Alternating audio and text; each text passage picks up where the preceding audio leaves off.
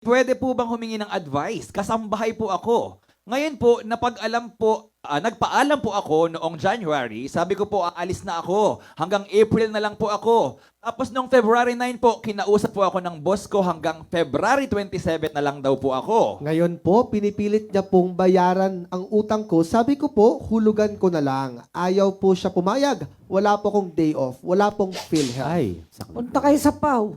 May batas po dapat ipagbayad ng PhilHealth, Pag-ibig, at SSS ang mga kasambahay. At may day off. At dapat may day off. Wala. Yung isang kasambahay ko, hindi nagde-day off. Binabayaran ko ng compensatory amount.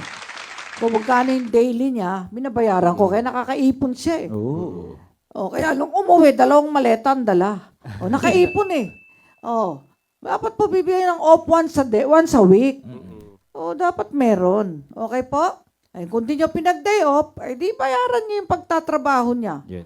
Okay, maging makatao po tayo sa ating mga kasambahay. Pakikontak nga to, Brother Eric, para magpunta sa PAW.